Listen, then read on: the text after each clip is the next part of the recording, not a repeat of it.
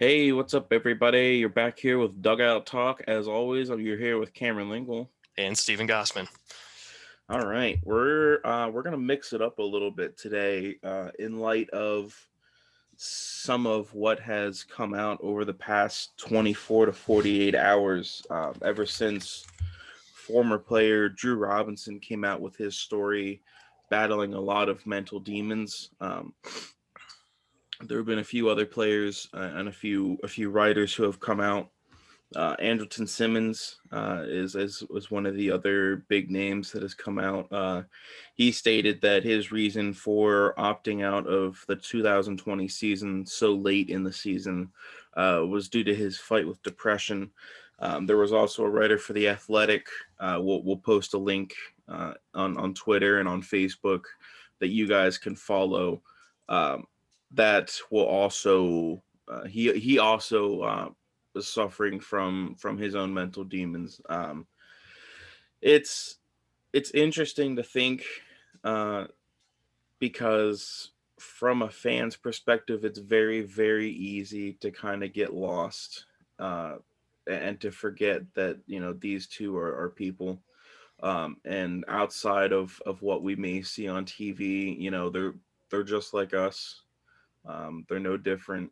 They still walk and talk. They have outside lives, and I feel like that's something that can get lost pretty easily. And I'm sure that has a lot of weight on people's lives when all you're known for is what you do, quote unquote, on the field. And the only things that you do off the field that seem to get noticed are bad things, or mistakes, mishaps, anything like that. I'm sure it can weigh a lot on players. I'm not sure what you think about that. Yeah, mental health for me personally, this is a topic that hits home for me. Um, and first of all, I very much admire and applaud not only Drew Robinson and Andrelton Simmons, but anyone else who has been coming out and has been public with their struggles with this, because this is not an easy thing to just talk about and be open about. Um, I know a couple weeks ago I talked about how the market for Simmons likely wasn't heating up because of the incident in Anaheim where he just abruptly left the team and didn't say anything to anyone. Well, now, after he came out and told his story yesterday, it's very clear why he didn't say anything. And it's hard, and you can't blame him. Um, it is really challenging to be vulnerable about this kind of thing. And for me personally, um, 2 years ago in 2019, I had a severe mental breakdown myself. It was so bad to the point that the only time I was going out in public was when I had to go to work, and I would only go to work if I could leave my house early enough to avoid the crowds of people that were going to be on public transit. And I would get home like 2 hours after my shift because I would literally sit there and wait until the crowds cooled down on public transit because I couldn't handle it. I wasn't going out with friends. I wasn't leaving my house really for anything. And it was a very difficult time. Things I loved to do, I couldn't do because I wasn't sure if I was going to be able to handle it. And I've had an ongoing battle with depression and anxiety for a good chunk of my life. Um, and I just want to encourage anyone out there who may be listening to this, anyone out there who is struggling with these demons in and of themselves, please don't hesitate to reach out for help. I know it's hard. It is nothing easy to just go out and tell someone you need help. It took me years to do that. Um, I'm grateful I did, but it took a lot. It took support from my community group. It took support from my family. Um, it took other people to get me to realize that I needed help. And I just want to encourage you all, don't be afraid to ask for it. There are some thousands of professionals out there who are trained to do stuff like this to help people through their crisis, to help people who are in serious need of just needing someone to talk to about what's going on in their lives. Um, you matter. You all matter. You are a light in this world, and we need people like you in this world to shine, because the world is just not, it's a dark place now, so more than ever. There's a lot of hate, there's a lot of just suffering going on, and we've seen it especially in the pandemic, where the pandemic has been very hard for people who struggle with this. It's been hard for me. And I know several other people who have also had similar struggles, just not being able to be around people, not being able to go out and do the things they want to do. Um, so I really encourage all of you, if you or someone you know is struggling with depression, anxiety, suicidal ideation, whatever it may be, please help them. Encourage them to go get help, because your lives matter. There's too many stories about people taking their own life because they felt like they had nothing. And I think these stories of people coming out and talking about their struggles is a good step in the right direction, especially some of these high profile people. So high profile athletes like Dak Prescott, Michael Phelps, these people coming out and sharing their stories, I think is a big first step. It's a brave step to take, to just be open about it to begin with. Um, and so I just wanted to share that, because for me, this is something that hits home. It's something that I relate to, and I understand what the struggles are like with this, and I want to see people in a healthier place. I want people to be able to get that opportunity to get the help that they need, to have the people in their lives that they can talk to about this kind of thing. Um, Yeah, I I agree with that. Um, there are plenty of people, plenty of places that you can talk and go to. Um, whatever help you need, whoever you need it from, it's out there. There is no problem that can't be fixed, and there's no issue that can't be solved, and there's no dark place that can't be left.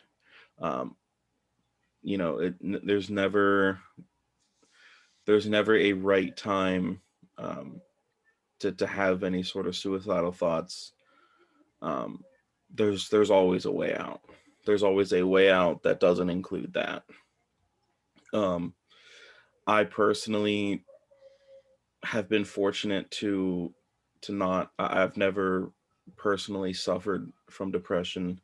So as far as having that, personal idea of what these guys are going through, I can't speak to that. But yeah, no, I know that there are there are things you can do, and there are things that other people can do. If you see someone going through this, there are things you can do. And if you're going through this, there are things you can do. That I do know. There are revenues, or there are avenues, and there are ways that you can help work yourself back up. There are people whose whole life has been dedicated to building you back up from the ground. And all it takes is just a phone call, a text message, or just to say hey. That's all it takes. You get that conversation going, and you'll be surprised by how many people are willing to help you. Absolutely, that is so true. I've found that more times than not, people are willing to step in and do whatever. it takes to help than to just leave you there. Um, but again, it's scary.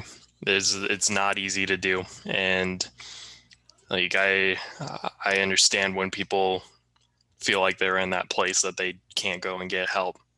It's a crappy place to be, but we just want you all to know here at Dugout Talk that there are people out there. You know, there are support groups, there are licensed therapists out there, and I'm sure you have friends and family who are out there as well that want to listen to you and want to help you get to a place where you're not in that dark space all the time. Um, so please, we hope that we hope that if you are in a place like that, that you feel like you're in a position where you can get help, or you have people in your life who can help you get help that you need. Um, please don't be afraid to go out and search for it, because your lives do matter. You matter to this world. You matter to the people around you. Um, I'm I'm gonna leave it at that. Um, I think there's a lot that can be said, but I think that's a good place to leave it for now. Yeah, yeah, I agree. Yep, you matter to me. That's what I'll leave it at. You matter to me. I don't know you. I've never met you. I may never meet you. But if you need help, I would be there. I'll echo that same thing. All right. I guess we do have a team we have to cover today. Um, yeah, so today we are covering the Philadelphia Phillies. The last season they went 28-32. Not They didn't have a bad season. Certainly not a lot went not a lot went wrong outside of their bullpen, but holy man, did their bullpen go wrong. I think they had close to a 9 ERA out of their bullpen. I know it was a shortened season, 60-game sprint, but man, I couldn't imagine having that bad of a bullpen over the course of even just 60 games, let alone, if it were to be a full season. The Phillies bullpen has been an issue for them for a few years now, you know, uh, but on paper, their offseason has been nice. They shored up their offense, bringing back JT Realmuto and D Gregorius, their two biggest free agents. JT actually ended up getting a very nice cushiony contract. Didi was able to land a 2-year deal worth about 18 million. So really, the only guys of note that they lost were Jake Arrieta, David Robertson, uh, the relief pitcher Alvarez, and Jay Bruce. And none of those four have signed yet, so it is always a possibility that they may bring one or more of those guys back. Um, David Robertson is an interesting one, being that he never really got an opportunity to pitch for them in the first place. I believe he tossed a couple innings in his Phillies tenure to this point, but it'll be interesting to see if they decide to bring him back. Jake Arrieta, I don't see them going after Arrieta. They've dealt with him for the past couple years. He's kind of on the decline. Uh, there were signs of that in his last year in Chicago, but the Phillies took a waiver on that, and it was I won't say that he was, and I won't say that his mistake was a signing, or his signing was a mistake, but he was definitely far from advertised when he first showed up. But they got Archie Bradley via free agency. Uh, it wasn't a bad offseason. Matt Moore, I believe they went out and got. Um, yeah, well, what are your thoughts? It's been a relatively, it's been uh, a quiet off season, but they've done an important job shoring up some of their own players. Yes, the Phillies went and did what they needed to do. Is I'll put it that way. They brought back JT Realmuto to upgrade the catching position. and they brought back Didi Gregorius for the shortstop position. Those were two, I think, priorities that they needed, and they made sure they got those done. So I think in a lot of ways, this offseason has been a win for them on paper. And I think getting Archie Bradley in the bullpen is a big help for them as well. He can definitely help that bullpen that was just atrocious last year. The bullpen recorded a 7.06 ERA um, in the 60 games. So it makes you think if their bullpen wasn't so bad, they might have been a playoff team last year. Yeah. And there's no reason this team can't make the playoffs. And I know that they've got the Braves, the Mets, and even the Nationals that they're going to have to fight with this year. But I think one thing that helps too is they have a skipper in Joe Girardi who knows how to win. Mm-hmm. He was very successful with the Yankees. I know there were some mediocre years there during his time, but that wasn't totally his fault because other teams in the AL East were on the rise too during those years. So it's not like even in those mediocre years he was a bad manager because he still led them to winning seasons. Mm-hmm. Um, but I think the Phillies have a good skipper in Girardi to kind of help them get over that little bump that the Phillies have missed the last 3 years where they've had late September collapses. Um, but I like what the team has done so far this offseason. And they did bring back Matt Moore. He pitched in Japan last year. So it'll be interesting to see how Moore fares.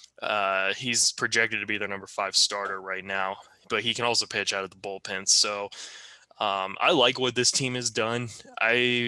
Feel pretty I feel pretty high on them so far to start the year.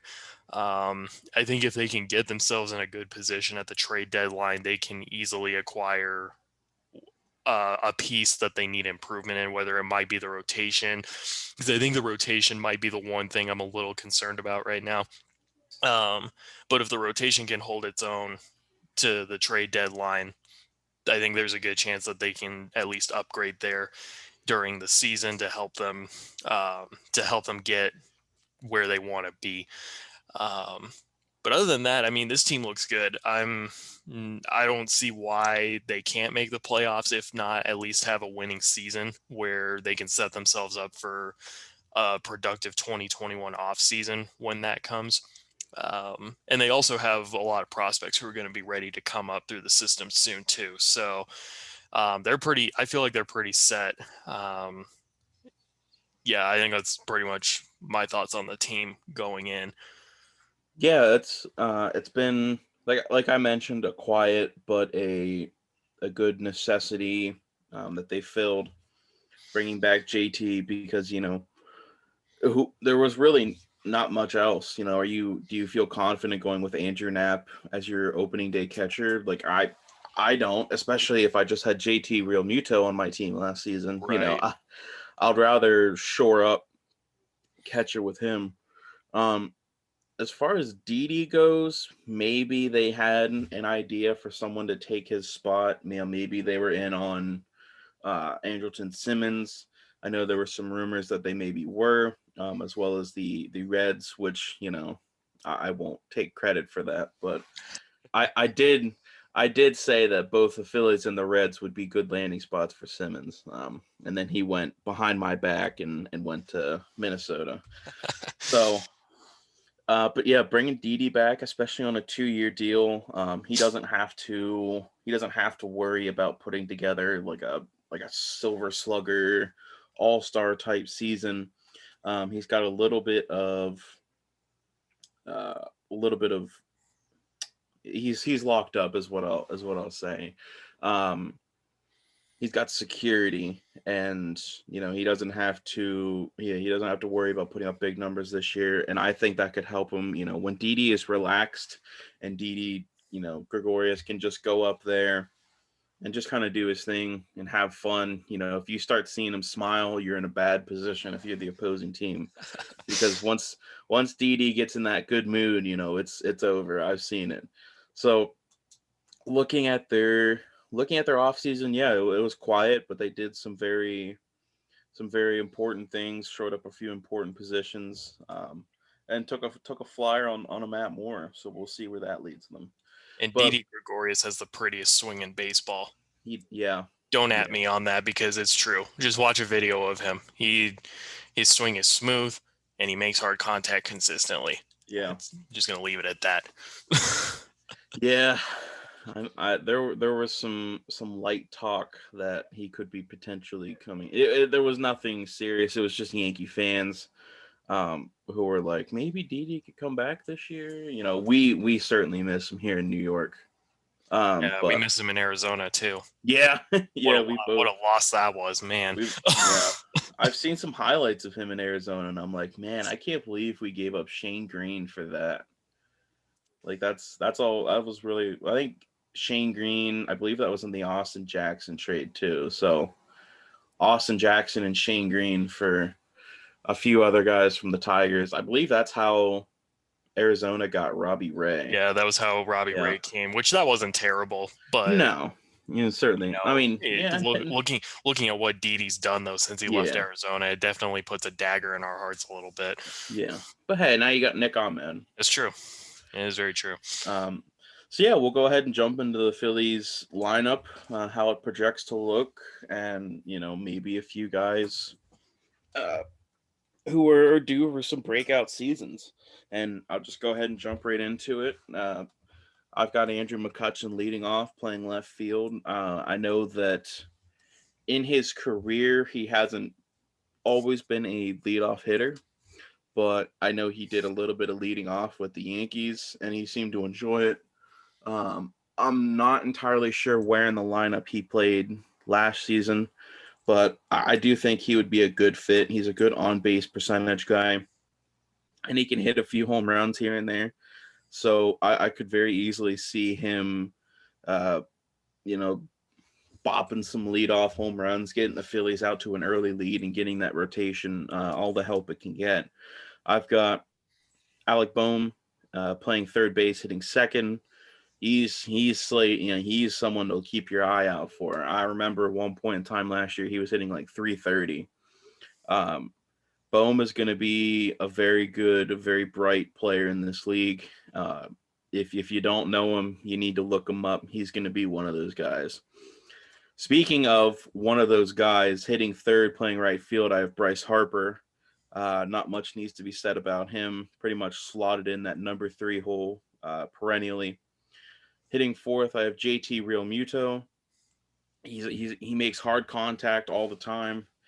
He's always hitting rockets around the field, and he can hit his fair share of home runs. So I think giving him an opportunity to either get one or more guys on base ahead of him, or he can lead off an inning and get on base himself.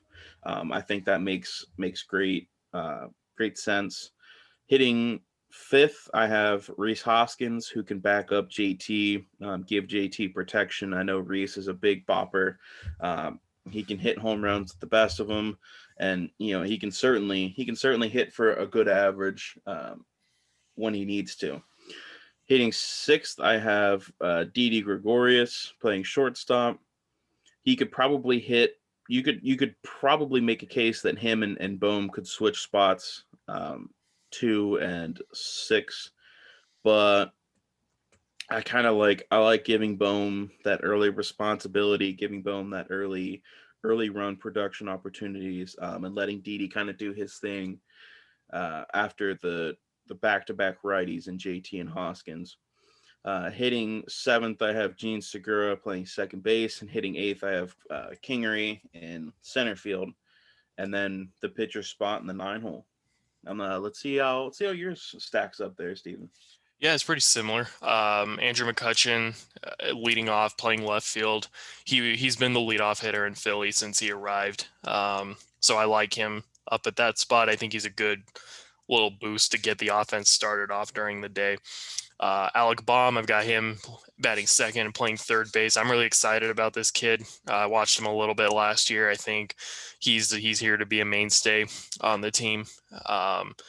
Bryce Harper, I've got him hitting third, playing right field. Reese Hoskins, I've got him hitting cleanup behind Okay, Harper. But I think, he and JT Realmuto could probably flip flop between sure. 4 and 5. I do have Realmuto hitting fifth. at the catcher position, and he's probably the best hitting catcher in the league right now. So that's a Hmm. big boost for them. He can field and he can hit. So that helps the team out a lot. I got Didi Gregorius hitting sixth and playing short, Gene Segura hitting seventh and batting second, and I actually have Adam Hazley in center Okay. field and batting eighth. Kingery wasn't great last year. I think he's going to have to prove that he's good enough to be on the Hmm. team and be a consistent presence in the lineup. The nice thing though is having a guy like Hazley on the team. Hazley's a lefty, Kingery's a Yeah. righty, and both can field, so you can put one or the other in the lineup on a given day, depending on who's pitching. And then, of course, I got the pitcher spot, batting ninth. I think looking at this Phillies lineup, it's very balanced. And I think that's going to really help them out a lot going into the season because Joe Girardi can really flip anybody around. He can put anyone where he wants to, and it'll still look like a solid lineup. I think this is a lineup that will be as consistent, if not better, as it gets over the course of the year. Yeah, absolutely. This lineup, this lineup, any way you construct it, is going to be dangerous. This is probably, in my eyes, probably one of the five best lineups in baseball. Every position is stacked. Every position is loaded, and you have to be scared of it. 1 through 8. Obviously because they don't have a DH. Maybe not quite as good as an AO lineup that maybe has a really good DH in there, but um, so yeah, a really good lineup. 1 through 8's really good. Every position has a strong hitting player, and most of the positions they have guys who are capable of hitting 20 home runs a year. It's true. Um, McCutcheon, Harper, JT, Hoskins, Didi, they've all hit 20 in their career. Segura, I believe he has hit 20. If he hasn't, Yep. he's been very close. His 1 year in Arizona, he did 20. I was gonna say I knew there was one of those like 1 year stints he had with someone who Yep. hit 20. Alec Baum is Um, probably going to hit 20 too, if yeah, not 30. So, yeah. So exactly, every one of their positions has a big hitter. Not so much a home run or nothing type of hitter, but just a big hitter in general. Um, Looking at their bench, I think it's going to have some mix of Roman Quinn, Adam Hall or Hazley, um, Scott Kingery, and then maybe Mickey Moniak. I know they have to find an infielder, obviously Andrew Knapp, but I know they probably want to find an infielder. I believe they have a non-roster invite. I didn't check to see who that was, Ronald but Torreyes. yes. So I figure Torres probably expects to find some sort of job, being that he's one of the only infielders who could play the bench and play multiple infield positions for them. But overall, I mean, I like Roman Quinn. I like Mickey Moniak if they decide to go with him in the major league bench. I like Adam Hazley if they decide to have him on the bench. I like Scott Kingery if they like to have him on the bench. Um, just more good hitters that can bring some diversity to the lineup. I know Roman Quinn's a good speedster, so And that's kind of Kingery can play infield too. yeah, I think he was primarily an infielder before last season. So if yeah, they do decide to have him on the bench, they can easily move him to one of the infield spots and be fine with that too. yep, yeah. I forgot that Kingery used to play what, third base, third and Yeah, second or something third like and that. second. I think he played some short here and there too. Yeah, I was gonna say I thought so. It was a little yeah. So yeah, they have some diversity in a few positions there. But like I said, that just adds to their lineup. Adds to their lineups. I don't know. Um, it adds to their lineup. That's what I'll Yep. put a period there. We'll jump over to their rotation quick. I like Aaron Nola to be the number one guy. Every year he seems to get better. Every year he seems to, get more of that ace mentality. And I think that this year could really be the year that he finally wins his Cy Young. Um, he's got a lot of guys to compete with. You got Max Scherzer in Washington we just covered, Jacob DeGrom in New York that we just covered. Not to mention a whole bunch of guys that we have yet to dive into um, out there in the West. But I like Aaron Nola a lot, and I think he's going to be a very, very good pitcher yet again this season. I like Zach Wheeler to have a bounce back here out of the number 2 spot for their rotation. Um, he wasn't he wasn't crazy good, but he definitely wasn't bad with Philadelphia his first year there. I look for him to provide some good innings for them. I think if they can get north of 200 innings out of Zach Wheeler, it would be a very good success for them. Mainly because of yes, they have shored up the bullpen, but until that bullpen can go out and show me that it's fixed, I'm going to rely heavily on my rotation. And I think that starts with Wheeler. Mm-hmm. Uh, in their number 3 spot, I have Zach Eflin. Eflin, he's I'm not dedicated to him as a starter. I'd almost prefer him as a long relief pitcher. I think that's where his talents best suit him, personally at least. But it, I he would I'd almost say that his spot in the rotation is probably the spot that can be swapped if they decide to go starting pitching hunting come July.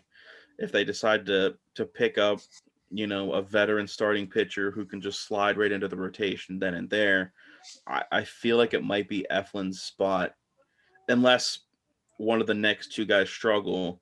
Um, I could see Eflin being the guy tossed over to the bullpen to make room. I see Vince Velasquez as being the number 4 guy. Not too long ago, Vince Velasquez was kind of like the bright spot for that Phillies rotation. Yeah. Um, he had a really good year, really good run. What was that now? 2016, 2017, somewhere in that area, where he had a really big run, put up some good numbers, and then he's kind of redacted from that a little bit. But I do like him to have a good bounce back year. Um, Maybe not a bounce back year, but just a good year in general. But we'll see what we get from him and Matt Moore, who pitched overseas this past season. Um, Definitely a very interesting pickup. Um, he could be, it wasn't too long ago that Matt Moore as well was considered a very good starting pitcher in this league. It's true. Um, back in his Ray days, he was one of the up and coming guys, and pitching in Philadelphia, pitching in the National League, I think could be a big help for him. Because some guys that's kind of all they need is just a big change of scenery. His 2 years in San Francisco that he had weren't that great. Um, I believe he actually led the league in losses with San Francisco in 2017. He had like an ERA north of 5 or something like that. But like I said, prior to that, he'd been pretty good with Tampa Bay his whole career, like an ERA just under 4. Even his first year in San Francisco, I believe he got traded near the deadline. His first couple months, I'll say, in San Francisco, ERA right around 4. He had a winning record, so I wonder if it was just kind of a confidence thing. I know San Francisco was no longer competitive in 2017, and even the season he had the next year in Texas, Texas wasn't competitive. Um, I don't know. It's an interesting case. He's only 31. He's not here for a long term contract. I like Matt Moore with the Phillies. I'm kind of rambling now about Matt Moore, but yeah, no, that's just because I have some respect for him. I like him as a pitcher. I like how he carries himself, and I would like nothing more than to see Matt Moore kind of bounce back in a big way. Yeah, I feel that too. Moore's always a guy I've liked, so I hope that his first year back he can find some success. My rotation is the same. Nola is the number one, and I agree with you. I think this is the year I would love to see him get that Cy Young award. Um, Zach Wheeler, I have him in the two spot. Zach Eflin, for right now, I have him in the three. Vince Velasquez number four, Matt Moore number five, and then they've got a couple other guys who could play a mix into the rotation as well. They've got the number one prospect Spencer Howard, who figures to be on the team at some point, if not on opening day. I imagine he'll slot into the rotation as time goes on, and then they have non-roster invitee Ivan Nova on the team as well. Nova's injured right now, so I'm not entirely sure how that's going to affect him and his spot on the team. But Nova was a perennial starter at one time too. Hmm. Most notably, his days in Pittsburgh, he was one of the best in the league. So I'm rooting for him too. I've always been a fan of Nova. I really want to see how he does in that rotation. And I think just a note on the rotation, real quick, to me, they can get good seasons from Nola and Wheeler, but they need Vince Velasquez to they need him to shine this year. I think he's if they can have a three-headed monster in that rotation, this is going to put the Phillies team over the top. Because like you said, until the bullpen proves themselves, you're gonna be dependent on Nola and Wheeler most Hmm. definitely. But if you can have a third starter in Velasquez who can also eat up innings for you, you're gonna really be reserving that bullpen for the days like Eflin, Moore, Howard, whoever you throw in there. But I think this is a good chance for Velasquez to also show his worth and to kind of bounce back after some not so great years. Um, I think he's the pitcher I'm watching for in that rotation more than anyone else, just to see how he does, because I think his success is going to determine how the Phillies do as far as the rotation and bullpen go. Yeah, I agree. And to jump right into that bullpen, um, I'm I'm not big on Neris. I know some people are. I would rather see Bradley or Alvarado closing, but that's fine. Hector Neris is a decent closer, um, and because of that, and because of how Philadelphia feels about him, I do have him as the projected closer entering the season. I have Archie Bradley as the setup man. I think him and Alvarado are going to be huge pieces for this bullpen this year. You could flip flop Bradley and Alvarado any way you like. You could go 8-7 or 7-8. Um, Either way, they should both be huge guys. They should be able to, if you can get 6 innings from your starting pitcher, then you got Alvarado in the seventh, Bradley in the eighth, Neris in the ninth. You don't even have to touch the rest of the bullpen, Mhm. and I think that could be a huge aspect for Philadelphia moving forward.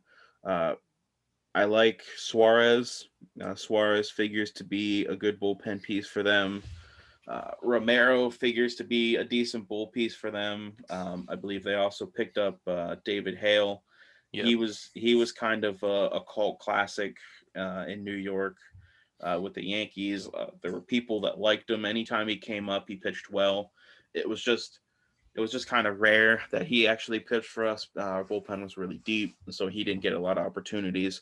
I think this could be his opportunity to kind of shine. I'd look for David Hale to kind of be that wild card piece for this Philadelphia bullpen, who realistically could be as good as a seventh or eighth inning guy for them. Yeah, I feel similarly with you on their bullpen. I think going into spring training, Neris should be the closer because the Phillies do feel pretty high on him. I think this is going to be a year though where if he does not, this is going to be his last chance to show that he should be the closer because they Mm, have Archie Bradley and Jose Alvarado. yeah. Um, so I think Neris is the closer going into spring training, and then you can flip flop Bradley and Alvarado to be the seventh or eighth inning guys. David Hale, I like him as well. I think we could maybe see him throw multiple innings at a time while Mm-hmm. he's out there. They also have Ranger Suarez. I like him in that bullpen. Jojo Romero is another guy to keep an eye on. And then they have Connor Brogdon, who is one of their top prospects, who appears to be a fixture. He's their number 30 prospect right now. He's going to be looking to get some innings in this year out of the pen. And then Sam Coonrod's another guy to keep an eye on. Mm-hmm. They also have a couple of non-roster invitees in Hector Rondon and Neftali Feliz, who are competing for bullpen spots as well. Rondon wasn't great in Arizona last year. Feliz has been on the decline the last couple of seasons. So we'll see if those guys play a role in the bullpen as well. I know spring training is going to be big for both of those guys. Um, but yeah, I think kind of the Phillies bullpen, I'm not sure if they really improved as much Mm-hmm. aside from getting Bradley and Alvarado. I think those two are big guys to get, but for the most part, I'm not really set in stone on the bullpen. I think it's going to have to be, they're going to have to prove that they actually are a good bullpen, because otherwise you're Mm. going to need your starters to eat up innings. Um, and that might be an area that the team needs to address at the trade deadline if they're still in the hunt when that time comes. Yeah, the biggest pieces, obviously, the main factor is if this team is competing come mid July. Um, if they are in a competing spot and they are second or third place in the East, maybe they're in one of the two wild card spots, or maybe they're just outside of one of those spots and they have a real opportunity to gain one of those spots. I think a starting pitcher is probably the number one priority, and I would say at least one bullpen arm, maybe two bullpen arms, immediately in terms of priority, immediately right behind the starting pitcher. Um, it is nice to know, at least for Philadelphia, that they don't have to worry about any hitters. You know, their lineup is deep and their prospect pool is deep in terms of um, hitting prospects. But yeah, at least they only have to worry about, they know what their needs are, so they can accurately and precisely go after those set targets come the trade deadline. But on paper, it still looks like a good team. Um, I like some of their prospects, and to just kind of jump into that, Spencer Howard. I've not been as excited for a starting pitching prospect for a team that I don't root for since probably Taiwan Walker. Um, yeah, I'm super excited for Spencer Howard. I think he could be. I can't imagine what he could end up, what his ceiling could be. To see a rotation potentially of Nola, Howard, and Wheeler, I think would be crazy. Um, yeah, I can't say enough good things about Spencer Howard. I know he. I don't know if he's quite ready for the major league team as of like this season. I know he made a couple starts last year. Uh, some underwhelming stats: 5.92 ERA in 6 starts, 24.1 innings. But I don't know. It's something that I like about this. He could maybe even crack into the rotation again this season.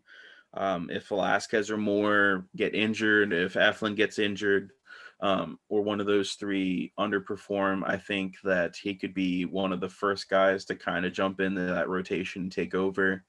Um, he's 6'3", so a good build, 210, so he's not one of those 230, 245 guys who can bench the world. I don't know. It's just something about him. I'm not too analytical, so I don't have like soft contact percentage or ground ball, fly ball percentages or anything like that in front of me. But he certainly passes the eye test.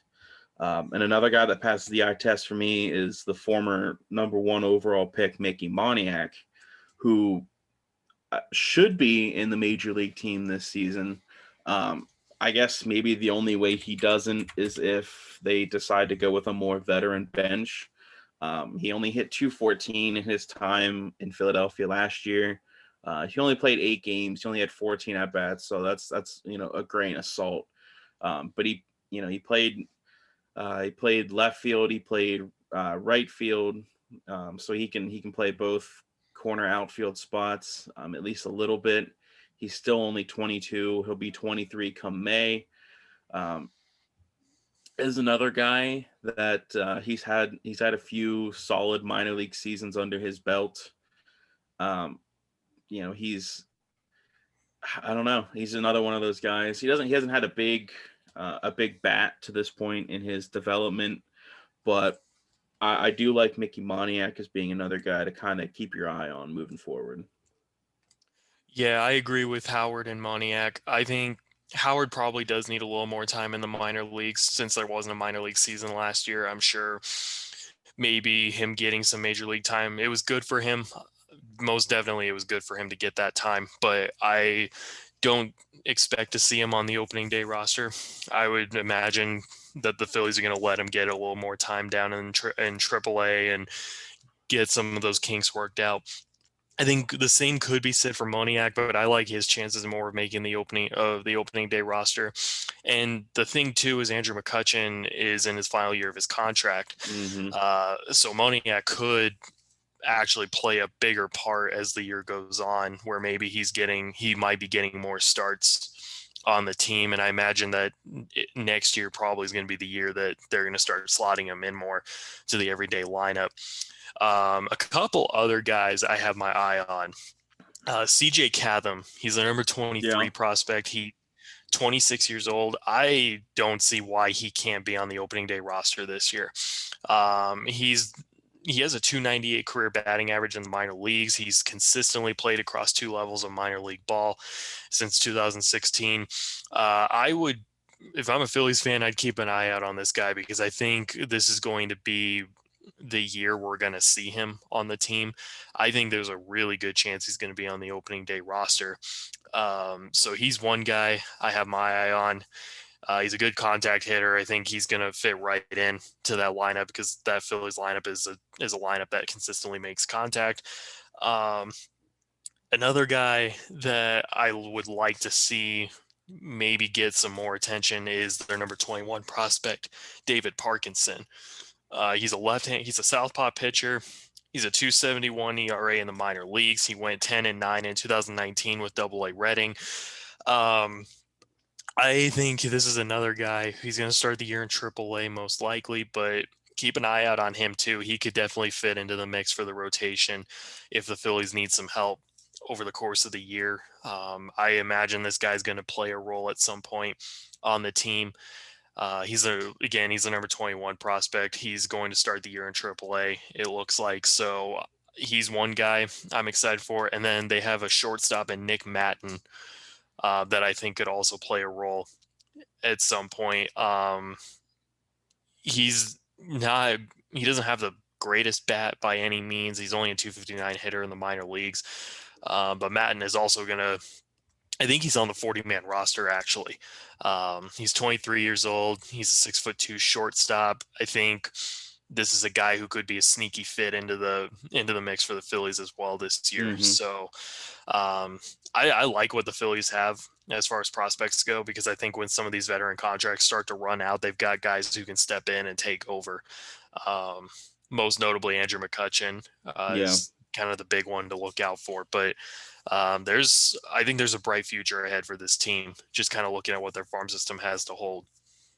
Yeah, absolutely. Absolutely. They've got plenty of bright names, plenty of bright futures ahead of them.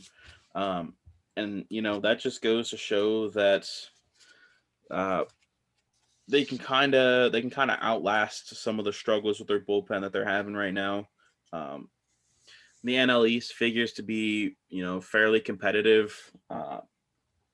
So it's not the end of the world if they don't make the postseason. I know the fans would be less than happy if they don't make the postseason, but you don't have to sell the farm in order to try to make a run this year. there are a lot of very dangerous teams that we're going to cover pretty soon.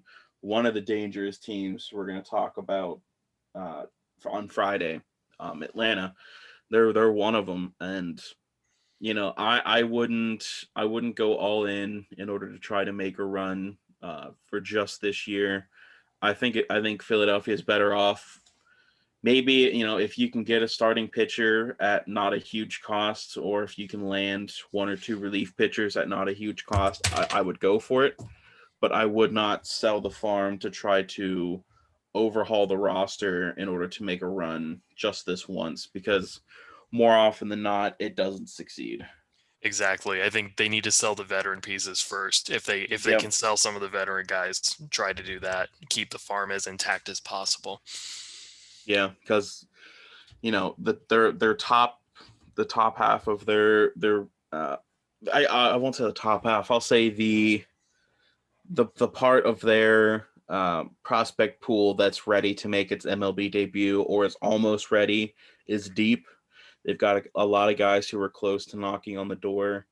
So to move on from those guys when you have a few veteran contracts that run out, whether it be this year or next year, I think it would be ideal to kind of stand pat, kind of weather the storm.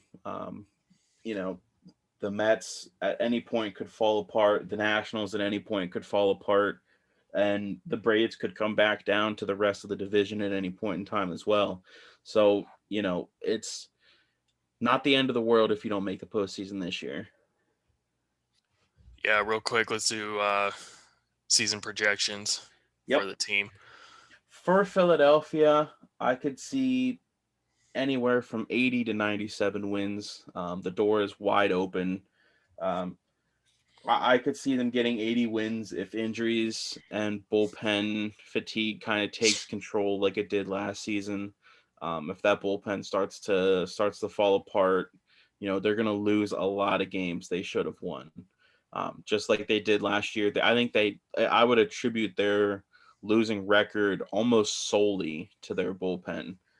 Their bullpen lost them a lot of games, and their bullpen nearly lost them a lot more. So I think that if their bullpen woes continue, I could see an 80 and 82 season for this team.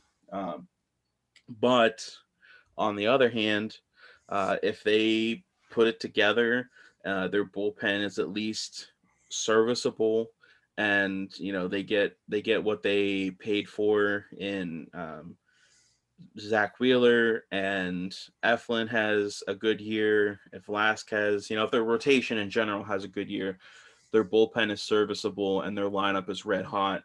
I could see upwards of 97 wins. So I'll go 80 to 97 for Philadelphia. I'll go 84 to 94. Um, Okay. I think, yeah, I have a lot more confidence in this team just going forward. I think they're going to I think they're going to be a legitimate threat all year round, even if they deal with some injuries, because I think their farm system's about ready. Um, I think they'll be able to step in and help the team out where they need it. 84 wins just because the Mets and Braves and Nationals are going to be fierce competitors this year. And I think that, again, the bullpen still has a lot to prove. And then 94 wins, I could easily see happening if everything goes well for them over the Hmm. course of the year. Yeah, absolutely. My Philly fans out there, it looks good. You guys look good on paper. Obviously, we'll reserve judgment until you guys take the field. But as of right now, the future's bright. And tell you what, like this season looks pretty bright as well. Yes, absolutely. I agree with that. All right, guys. It's another episode of Dugout Talk in the books. We appreciate the support you guys have been giving us on Twitter and on YouTube, on Facebook. Even just seeing us on there, I consider support. You don't have to like it, you don't have to share it, comment, subscribe, or anything like that. I just appreciate you guys seeing us. I appreciate you guys taking the time to read what we have to say and to hear what we have to say. It's really all the more you can ask for. Absolutely. Be sure to follow us on our YouTube channel, Dugout Talk, Twitter handle at Dugout Talk 1. Facebook page is Dugout Talk. Username for the Facebook page is at Real Dugout Talk. Yep, that's where you can find us. Cool. With that said, we're covering the Miami Marlins tomorrow. Oh boy. Hard to believe they got second place in the division Yeah. last year. But we'll be covering them tomorrow, giving you the rundown on them. We hope you'll tune in with us again tomorrow and the rest of the week, as well as the rest of the off season and going into the season. We got a lot for you guys, so we hope you continue to listen to us. And with that said, Oh, am I going first? All right. As always, I'm Cameron Lingle. I'm Stephen Gossman. We'll see you guys tomorrow. See ya.